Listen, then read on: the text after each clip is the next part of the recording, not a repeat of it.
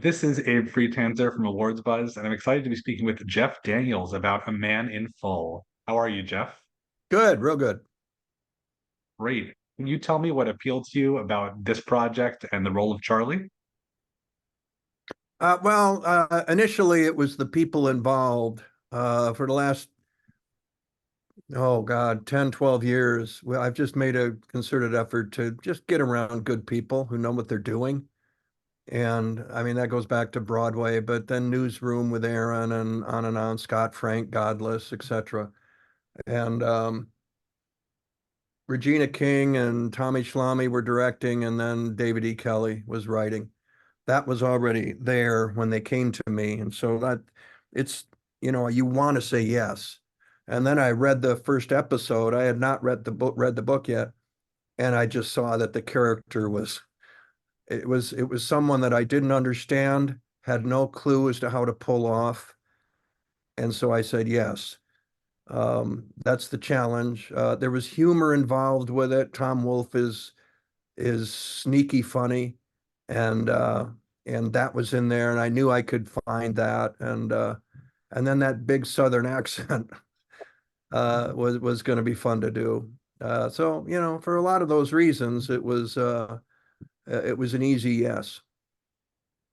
There's a lot of stuff you just said there I wanna stick on for a minute. So the fact that you didn't understand the character, where do you start from when that's the case? Well, usually I've worked with actors who they go, I was in rehearsal for 6 weeks and once again came to the conclusion that the character is exactly like myself. And this was not that. I didn't know anything about real estate. I didn't know anything about that kind of money, that kind of debt. I mean, Charlie's a real estate magnate building buildings and he's 800 million in debt, I think, maybe more. It's just foreign to me. Um, Also, too, it was one of these larger than life characters. And, you're taught early on certainly when you make the transition from theater to film way back decades ago, less is more. You've got to go from filling a Broadway house and hitting the balcony to Gary Cooper. And I remember Broadway actors, I was off Broadway, so I was kind of already playing to 150 people, a medium close up. There was no transition for me, but for some of the Broadway guys, it was, how do I bring it down? How do I bring it down? Charlie Croker is like, bring it up and throw it to the balcony and just hope that when you're in a close up, you don't break the lens. That was kind of the thing. I kept asking the camera, I kept, and cut. And I go, did I did I crack the lens? What happened? Did anything happen to the lens? You know, but Regina and Tommy and David were so supportive. I kept waiting for the okay, good, real good. Let's try one less. Let's just turn it down a little bit. And it never happened. And they kept encouraging me to go that way. And Bill Camp came with me and Tom Pelfrey came with me. And then we were having fun. Then we were going, this is if we can dance on this tightrope of larger than life and yet still being believable, that was the magic trick throughout the entire filming. You mentioned the very thick Southern accent. I think whenever I think of you, I think of the Squid and the Whale talking about living on a very elegant block.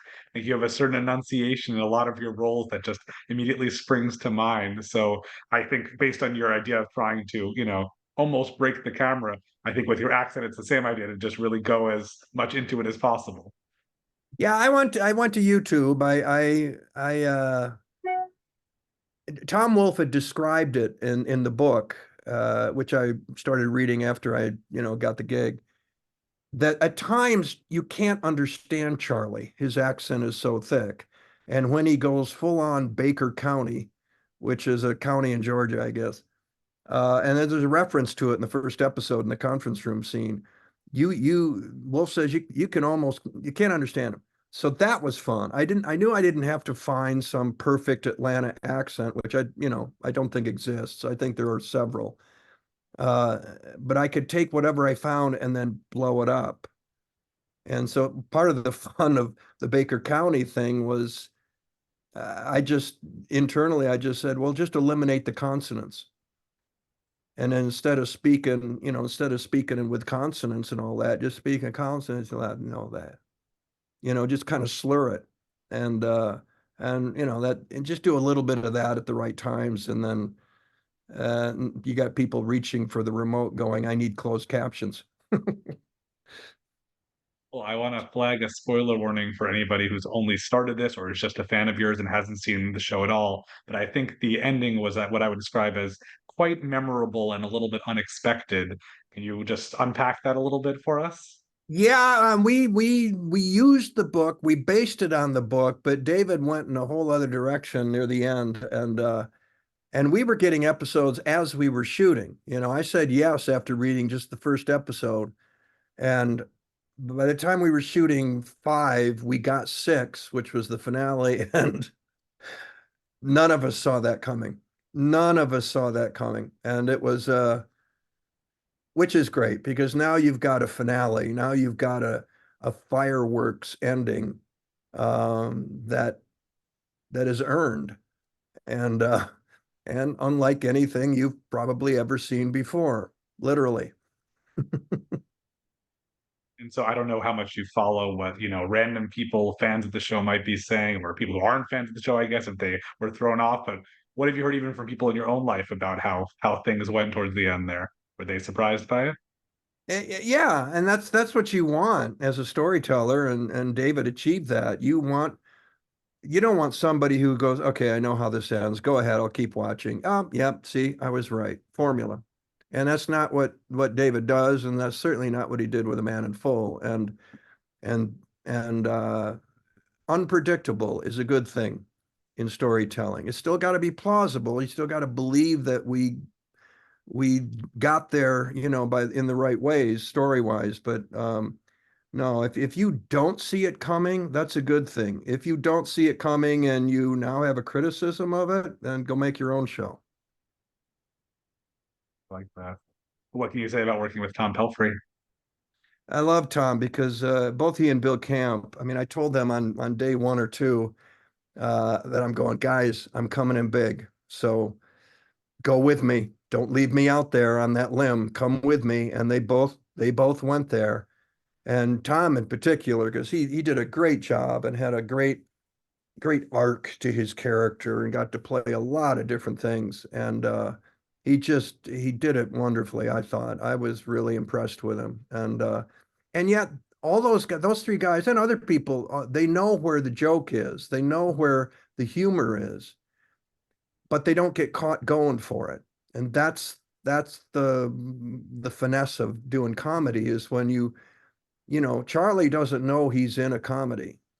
Neither does Raymond Peepgrass or, Bill Camp's character, Zale. I mean, they believe what they're saying and someone who might be watching this thinks it's funny, but they don't.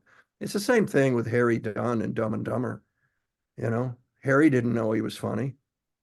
Harry was just being Harry, and I remember an actor, oh God, decades ago, I said, what are you doing next? And she said, oh, I'm going to do a comedy, which of course is a whole different style of acting. And I'm going, no, not really. Do you feel like when you look for projects, makes an impact in your decision at all? If it's a genre I haven't done, yeah, I remember getting Godless and I had never done a Western. Scott Frank wrote and directed that. That was a big reason too. Again, get yourself with someone good. And so the challenge of doing something you haven't done, not repeating yourself. I'm not a brand actor. I don't, create one persona and then play to it until I have to get plastic surgery and pretend I'm 20 years younger, even though the internet says I'm not. I just, I like to it keeps me interested to do different things or characters that I don't instantly know how to do and frankly might fail in attempting. And, after 47 years, that's kind of what drives me at this point. How do you feel about the limited series format? I like the limited because it's a beginning, a middle, and an end. I mean, we've like American Rust on Amazon Prime. We do the season and then we get to that end and we give you that cliffhanger and then we don't resolve it. We just hope there's another season and then you wait to hear. And limited series, you can wrap it up. You can resolve a story, which is kind of how it's supposed to work. Now, whether limiteds make money like series do, I don't know. But as an actor, um, to even do a limited series like A Man in Full, which is 6 hours, that's a 6 hour movie with a beginning, middle, and an end. And you get to do so much more on your way to that climax and then the finish.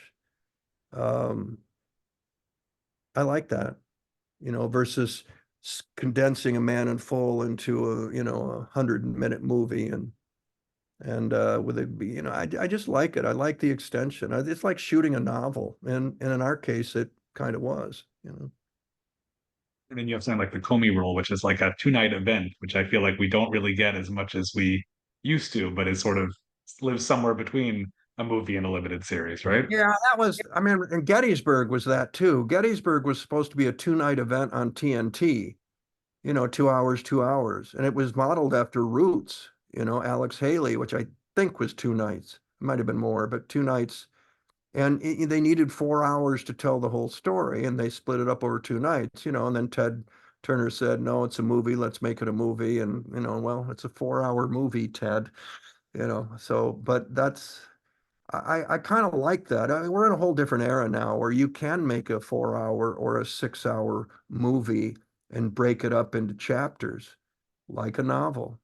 And that was, yeah, Comey Rule was like that. We took the 4 hours over 2 nights. Um, I didn't mind that. I don't mind that at all. I prefer that versus squeezing it into 90 minutes. The other question is something like A Man in Full. It's Netflix, so it's released all at once. Do you think that people should watch it all right then if they have the time, or it's better to, parse out a little bit, like on a weekly basis? No, I come from Sopranos once a week. Didn't seem to bother us then. Yeah, so you have the option. I don't mind the option. If you want to bang three of them out tonight, and now it's 1 in the morning, okay, go to bed. I got it. See you tomorrow night. You kind of anticipate going back into it if it's good. Um, that's uh, I know people that started A Man in Full at 8 at night and had to keep going and had to finish it that night, 2 in the morning, 3 in the morning, whatever. Um, so you've got the option. I think it's better. I mean, as a viewer, for me, if we want to go, you want to watch another one? Go another. Okay, all right. And Kathleen and I will go. Okay, all right. Let's keep going. Let's keep going. I'm still awake. You know. I don't mind that versus, oh, I gotta wait a week. What? But that's the only option we had a few decades ago. Now it's changed, and I think it's good that we have an option as viewers. I think you sometimes get a greater appreciation for an individual episode if you are left with that. I think you mentioned Sopranos, I think is a good one. I also know that The Newsroom was one where I can highlight specific episodes that I might remember because, there was that gap. And especially, I think a lot of people point to, your character's speech in the first episode of The Newsroom as really very lingering because also that's what we got. We didn't get more than just that one episode. And then you had to wait a week to see what was going to happen next. Yeah, that's an argument for once a week. I buy that. It also puts on the writing, it, it's not that they stand alone, like CSI Detroit or something, where they got to wrap up the crime at 55 minutes. It still has to kind of resolve in a way, at least this episode does. It can't just hang. Um, and you kind of give them a taste of closure, but then it extends in the following week. Maybe it picks up in the same spot. Newsroom tended to grab another news headline with each episode. Maybe not everyone, but yeah, it makes you anticipate the next episode and want it sooner than they're delivering it. I can see that.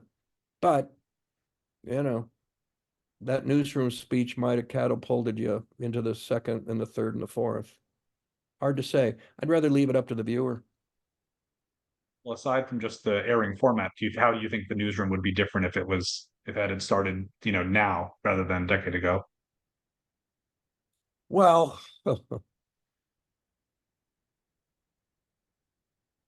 I think Trump ruined a lot of things. Certainly in the storytelling department in front of a camera. You've got shows like House of Cards and Veep in particular that were outrageous in the storytelling in a political world. And then Trump's first term topped all that. It's almost like Veep and House of Cards paled in comparison with the insanity that was going on inside the White House and in the news cycles. And I mean, when we did Comey Rule, Comey wrote, and Billy Ray, who wrote and directed, said, I mean, listening to Trump was like listening to a fire hose of words and ideas just spraying at you. I don't think Newsroom could have kept up. As it was, even pre-Trump, we were 6 months behind. If we were to go into a news event now and we're shooting and Aaron's got to write it in 2 weeks, which is not a lot of time. We've got to shoot it, we've got to cut it, we've got to put it together, it's got to air. That's 6 months down the road. And now we're doing a news event that was 6 months ago. We can't keep up with the kind of real-time, present day drama that is going on cable news right now. So I, I think Aaron and company, I think we all said what needed to be said about the media. It longed for the days of double confirmation and journalism versus, well, I don't want to speculate, but here's what I think might be happening. I mean, they have to fill airtime, and it's harder. They're up against it. I completely get it. They're up against it, and we just kind of flagged that way back when. But I don't think we could keep up with what's going on today. I really don't. I do think that the morning show in some ways is sort of like a successor to the newsroom, but I think it departs a lot from a lot of the ideas and it just starts at such a different place of where we are compared to where we were even just that recently. The what show? The morning show. Oh, the morning. Oh, the morning show. Yeah, yeah, yeah. I watched those. We watched that one. Yeah, yeah, yeah, yeah, It's different, but it's closer to what things would be now, I think. yeah. They didn't have Sorkin. They didn't have That Sorkin. is true. Aaron's pretty special. Man, does he bore in. When it's time to bore in on what he's writing about, man, he's one of the best. Well, you mentioned Dumb and Dumber. I mentioned Squid and the Whale. We talked about the newsroom. What are some other, performances or, projects from your career that you feel like you wish people talked to you about more that really stick out to you as very, very impactful and memorable? Mm, uh, Pulling off Atticus Finch on Broadway. I mean, taking on the ghost of Gregory Peck. That one, that one mattered. That was a risk. And I was acknowledged for that plenty, but that was that had failure written all over it. Um, Gettysburg, I worked real hard on that. Um, just the music alone in that show just just lifts you. It's had some pretty great speeches and some pretty great scenes, and um, there were some comedies. Trying to think, Purple Rose of Cairo with Woody and Mia when they were together. That was Woody said it was the movie that um, came closest to what he envisioned when he wrote it of all his movies, which meant a lot. Um, there was a comedy I did. It was probably just too strange, called Checking Out. David Leland directed it. I loved him. Um, that was just very, very strange, independent comedy that about 12 people saw, but um, I like that one a lot. Great. Well, we love awards here at Awards Buzz, and so I always like to ask, what are you watching? What have you seen recently, a show or a performance that you feel is particularly awards worthy right now?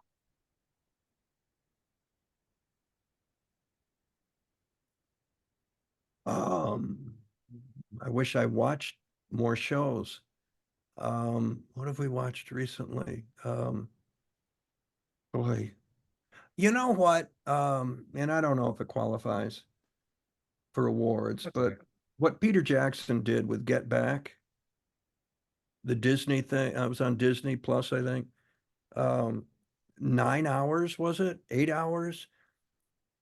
And I know people who watched it said, "Oh my God, what a bore." I know the creative process, the muddiness of the creative process by four guys who were as brilliant at doing what they were doing as anybody, but they would go in and just the drama of it, that they had just lost their manager, Brian Epstein.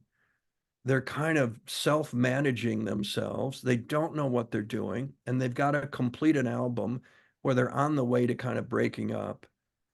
And to just see them kind of pull songs and words and riffs out of the air, to watch McCartney try to find the long and winding road with his buddy there kind of transcribing words as he would spit them out, and then even suggested a different word. Oh yeah, it sounds good. And then in he goes, and just where songs like Get Back to Where We Once Belong, which was really about the Beatles. It was about George wanting to leave and do his own stuff, and Paul going, get back to where I mean, it kind of came out of they were always song hunting. And even if they were just screwing around and just playing and just they were just the radar was up. And when they found something, they grabbed it, they'd try it, it didn't work. They'd sing some Chuck Berry songs, and then they would find whatever.